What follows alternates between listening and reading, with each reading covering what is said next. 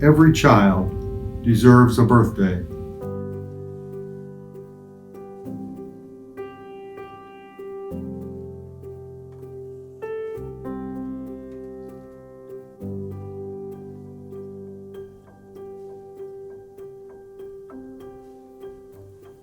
Every life deserves to be celebrated.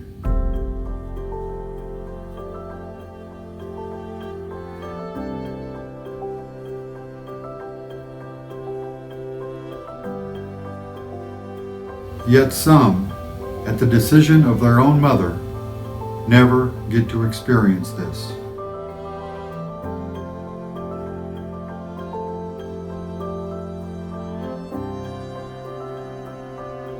Why?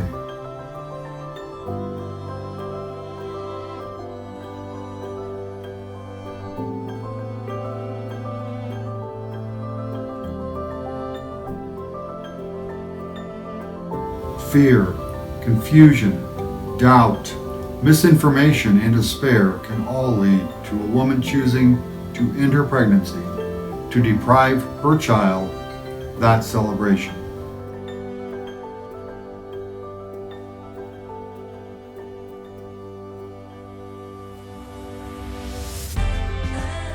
The Hope Clinic exists to provide hope, love, support, and answers to these women, to help them see that there are better options, to make sure celebrations like this one happen.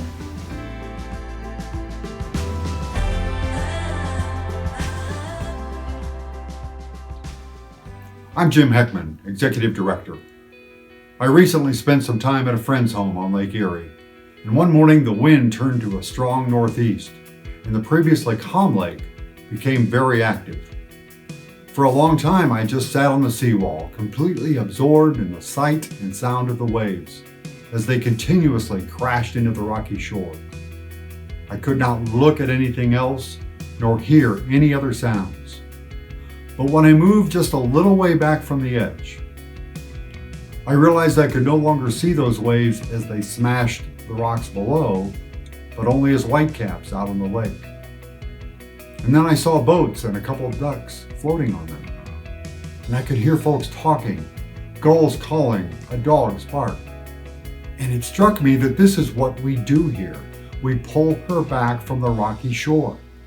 She is so completely consumed by the turmoil of her unplanned pregnancy that she can see no hope, no future, only the crashing waves of despair. We are here to calm her, to slow things down. We're here to arm her with truth and love. We're here to show her that with help and support, she can do this. And we've been able to do just that. Over 90% of the abortion vulnerable women we've seen over the years have chosen life. The challenge is reaching them all. Our stated mission is to be the first choice of anyone facing an unplanned pregnancy, and that means every one of them. Yet each year, State Department of Health data shows there are 10 to 12 women from our county who have abortions. So we are not achieving that mission of being the first choice for every single one. Our mission never changes, but we must adapt our outreach and our messaging to the new world that surrounds us, that surrounds them. Are we not reaching them? Do they not even know about us? Or are we reaching them but with the wrong message? We know we must be wherever they are, and that means social media and Google ads, in addition to more traditional types of advertising. It means finding ways of reaching them in schools, but maybe also in bars and movie theaters. All those things cost money. But unlike a regular business, we don't have the luxury of doing an ROI analysis on our marketing spend.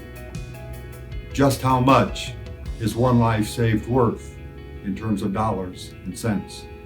And then once we reach them, it's all about the messaging. We're trying to reach women who are pregnant but do not want to be. We must speak the language of what they are thinking in order to reach them. And that means talking about abortion and the abortion pill on our website and in our blogs. It means using words like options and choice in our ads. We cannot save them if we don't first connect with them. Friends, we're at war here, in a battle for hearts and minds, and the stakes are so incredibly high. Society tells her it's fine. It's her body, it's just a blob of tissue. And with the growing ease of access to the abortion pill, the challenge to reach women earlier in their pregnancy is greater than ever.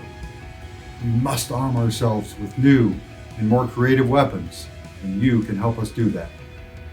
Thank you for being here and for standing with us in this fight. Now I would like to introduce you to Lexi, one of the special clients we serve here, and her mom, Carrie. My situation was I just graduated college, high school. I came and I found out I was pregnant, so I was nervous at first, didn't know what. So I came here to get help and see what my choices were, and how far I was. When we were concerned that she might be pregnant, she thought she was, I'm like, let's just double check. We came here, she found out, then they offered to do the ultrasound to make sure and that everything's all right, everything's good. Just talk to her about, how do you feel about the pregnancy? Is this a welcome? Are you scared? And different avenues that she could take about, you're not in it alone. They would still push me, encouraging me. So they were like giving me the confidence going, you're still in college, you still can do it. Going through, making it a positive matter to like some that would have been my thing going, oh, I'm in college, you can't do it. They gave me the support and confidence of, you can do it, you're able to. When Lexi was coming, they do kind of ask that you hopefully have a support partner, someone that can help you with the pamphlets and the videos. She asked me if I'd help her, go through that. I'm like, absolutely.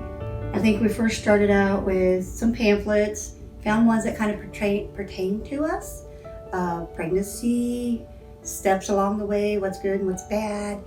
And they were very informative. I just loved how they talked about so many things.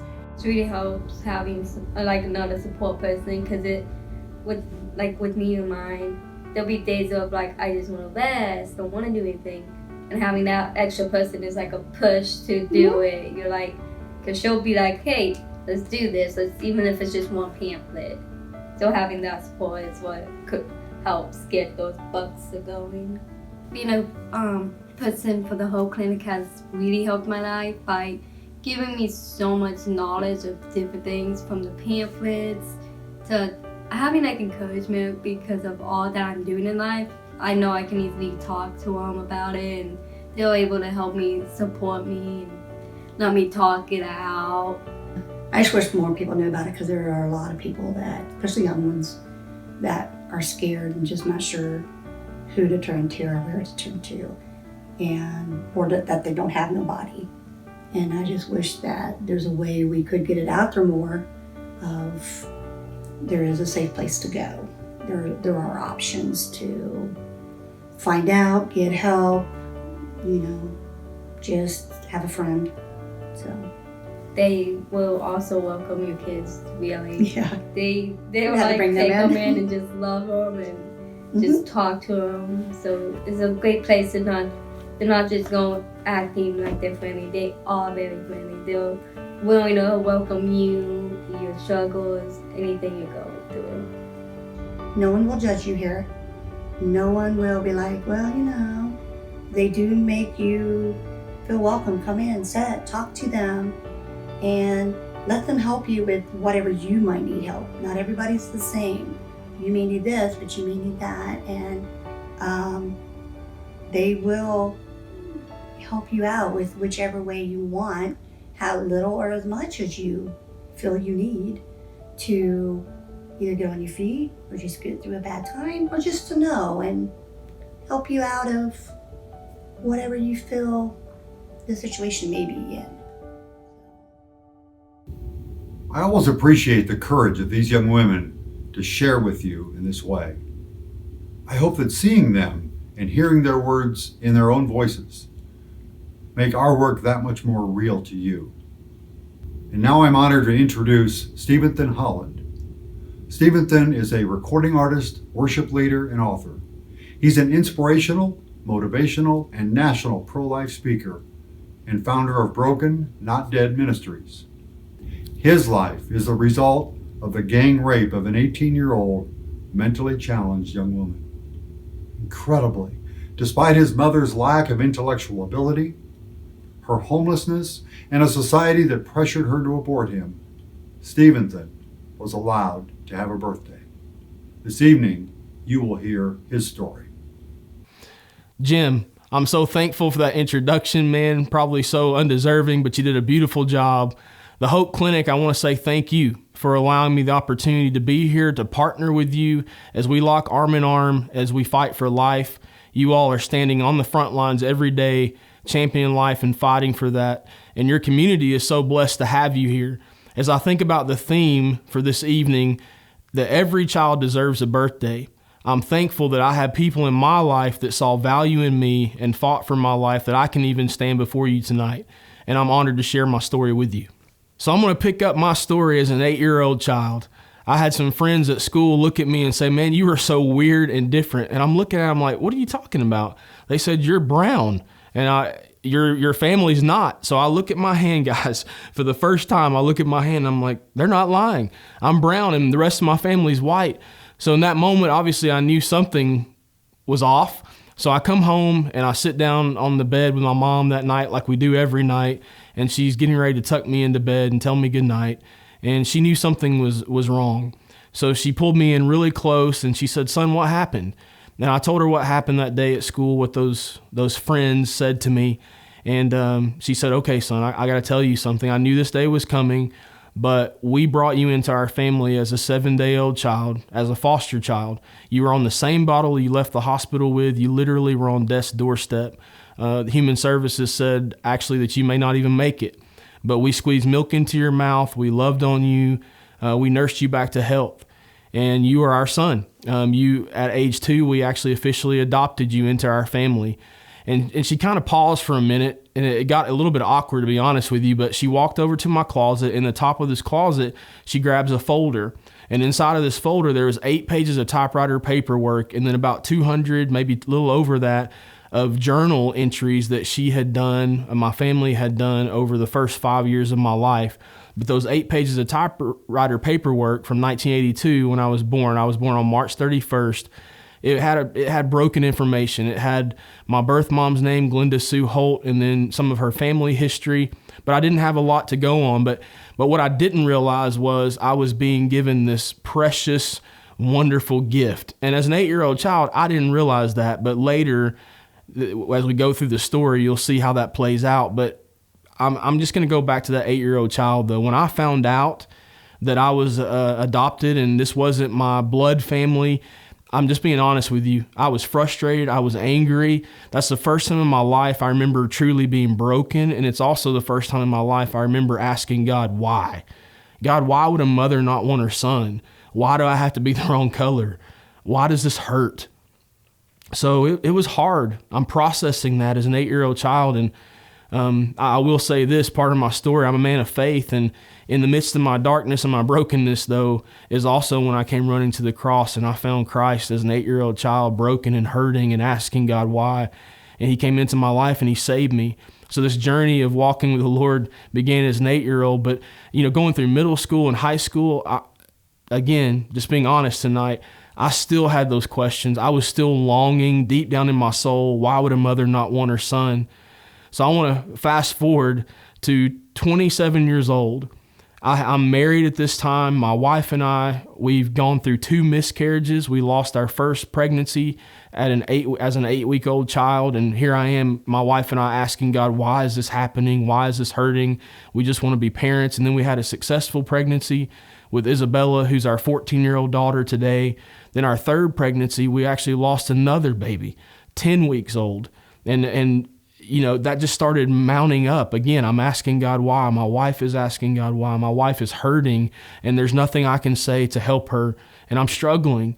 And I went into really kind of a depression I was really questioning, God, why do I not know my race? Why do I not have any medical history? And I went into really, Lord, is this my fault? Is this my family, these generational curses and everything that from my past? Or is this why we're losing these babies? And I was really not in a good place. So we're actually on our third pregnancy now. It's in 2009.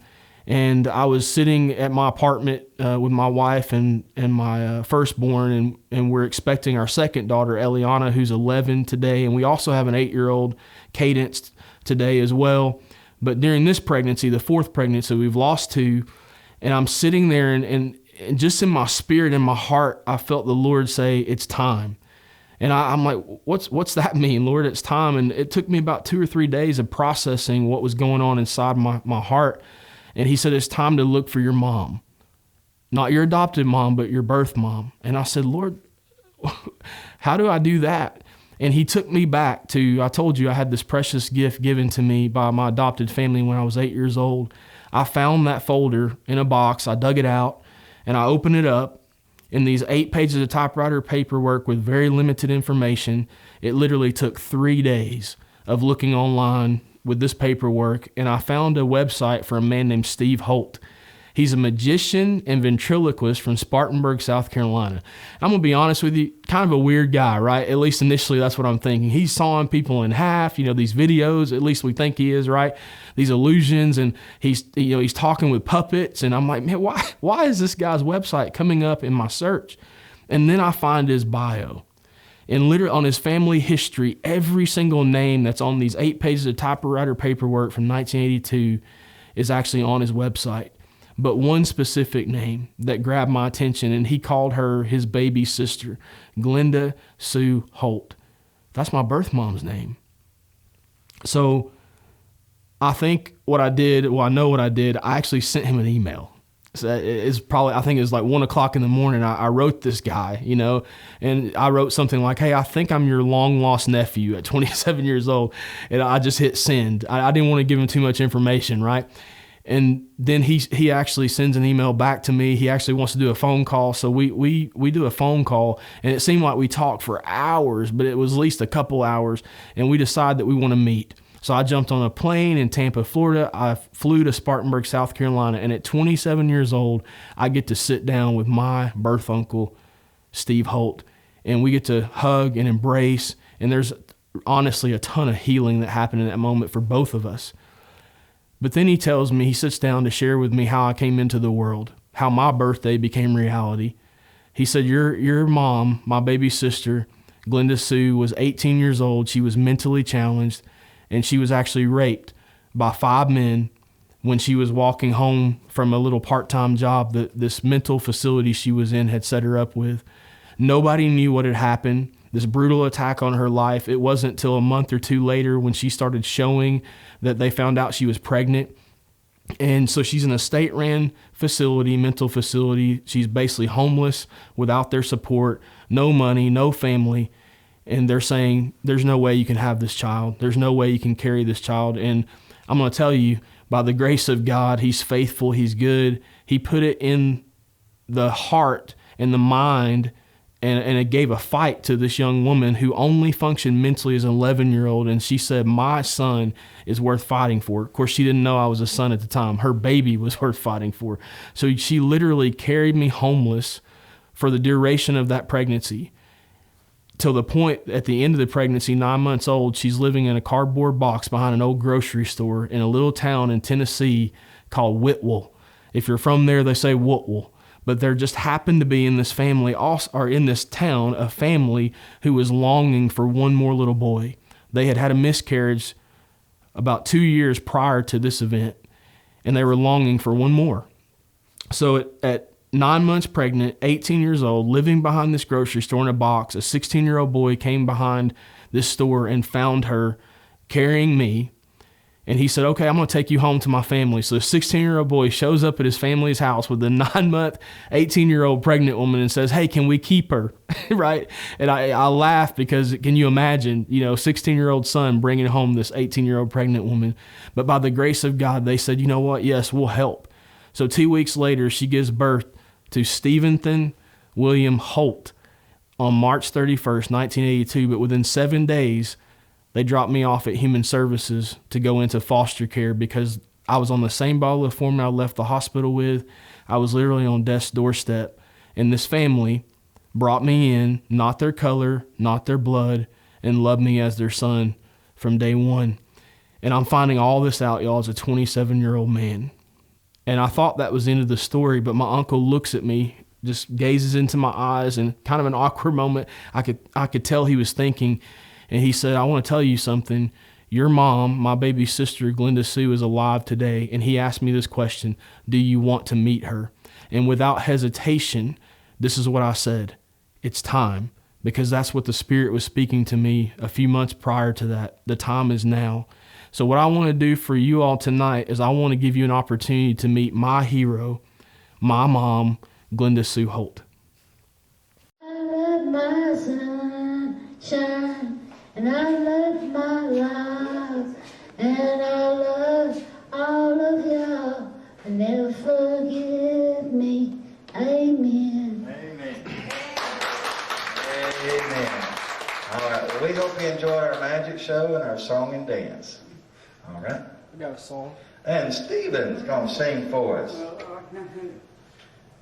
got a song. Amazing grace, how sweet the sound that saved A witch like me, I once was lost, but now I'm found. Was blind, but now I see. I want to show y'all how good God is. Glenda, you stay right here. Come here. I wasn't going to do it this way, but we are. Glenda Sue, you know I love you. I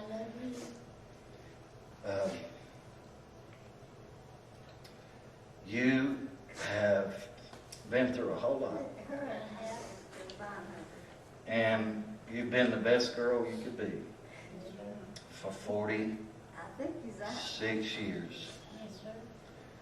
And you had a little boy when you were about 18. And you missed that little boy. His name was Steventhen William, but he has a different last name. The family that you gave him to take care of him, their last name was Holland.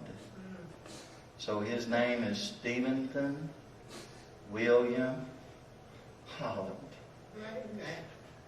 And this is him.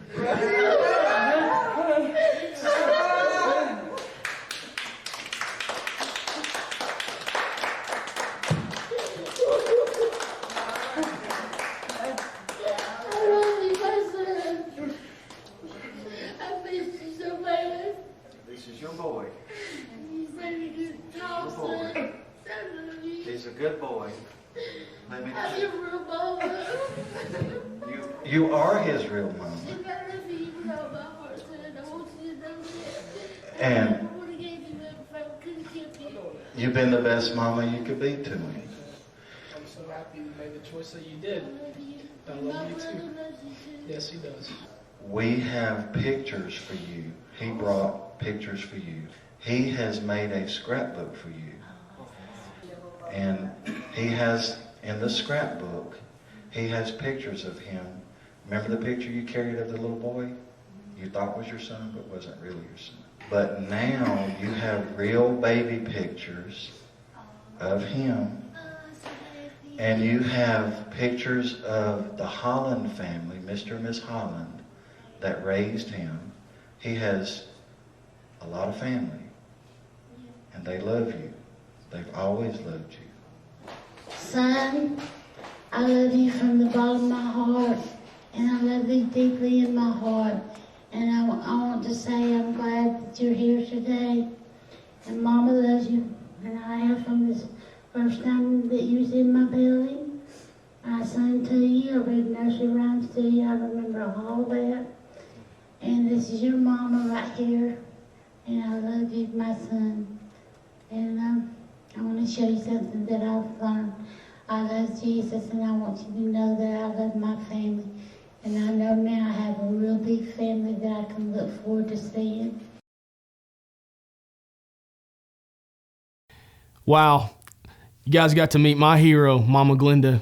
She's such an amazing woman. I'm so thankful that I have this video to carry as a treasure, because the thing is, reality is, on Thanksgiving of 2020, she actually passed away, went home to be with her Lord. She's complete and whole, and I'm so thankful for that. Even though it's hard, I have a fire inside of me to say I have a legacy to carry on. I have a story to share. Why? Because every life has purpose and is worth fighting for. And that's why we're here tonight, to champion this beautiful organization that we call the Hope Clinic. They're bringing hope and loving on moms and saving lives every day. And I'm thankful for them and any organization across the country like them, because much like my mom, my birth mom, saw value in my life, I get to stand before you tonight and say, hey, I have a birthday, March 31st, that I'm a child that deserves that, just like you are.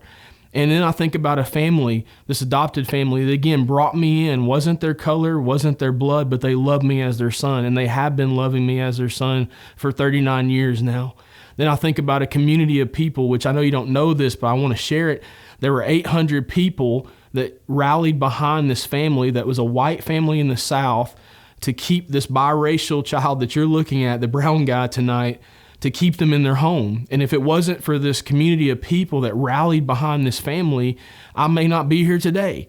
So I think about that, guys, and I'm sharing my story. I'm thankful I got to share my story, but that's not why we're here tonight. We're here to love and support this organization. The Hope Clinic deserves our support. So I want to challenge you with 3 things. What time could you give, right? We all have time, and we say we don't have time, but if we're passionate and we believe in something, we make time. So I want to challenge you to make more time to be a part of this organization. I want to challenge you that what talents has God blessed you with? What could you bring to the table to be a volunteer to help the Hope Clinic? Reach out to them today. I know there's information on this platform that they would love to hear from you on how you can connect with them. And then the main focus we're here is to give of our treasures, to give of financial resources to help them continue to carry out their mission and save lives, because every child deserves a birthday. So guys, this is the important moment. Again, I'm thankful I could share my story. I'm thankful that, I've done the best I could to say this is worth it. So I want you guys to just stay with me for a moment. I want to share with you how you can give. But before I do that, I'm going to give you 2 challenges. So I want to make sure I'm clear with this. You're actually going to be giving twice tonight is my prayer. And what I mean by that, one is one-time giving. So it's an amount that you're going to give tonight for one time, and you're giving it. And I want us to go big here, because why? It's worth the fight. Every child deserves a birthday, right? So I'm going to challenge you with that. And the second one I'm going to say is become a friend for life. What is a friend for life? That's somebody that says, you know what, Hope Clinic, I want to jump in and battle with you as a financial supporter, and I want to give monthly. That way you don't have to worry about whether you're going to have that support or not. So how do we do that? Right now in this moment, you should be seeing information to give online. Give online. It's very secure. And what we want to do right now is click on the one time. Put in your card information and any other personal information they may be requesting from you, and submit that. And then I want you to circle back, and we're going to do the same thing again, but this time we're going to become a friend for life.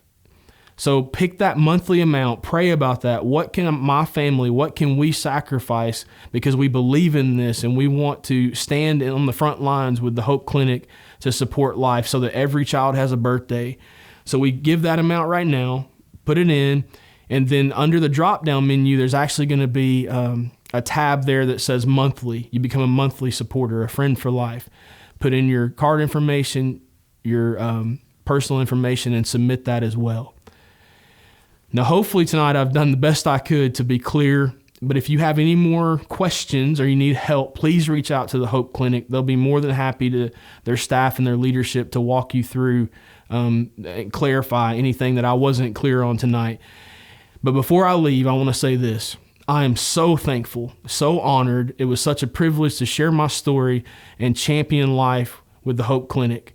And I'm thankful tonight that I can say that Steventhen Holland has a birthday, and somebody saw value and worth in me to make sure I had it. As we close our time together, I ask that you note the names of the very generous businesses who underwrote the cost of this year's event. Because of them, every dollar that you give this evening or in the coming days will go straight to our work of saving lives and changing lives. These underwriters believe strongly in this ministry, and I want to say thank you to each of them. And thank you again for spending some of your precious time with us. I pray that you found it time well spent. Your support is vital for us to continue serving the women, men, and their babies who come to us looking for help, support, and hope. But it is equally vital in helping us find new ways to reach those who need us but don't know about us. Your gift will help us achieve our mission. For more information about our ministry, visit our website, friendsofthehopeclinic.net. Thank you again for being here. God's blessings, and stay well.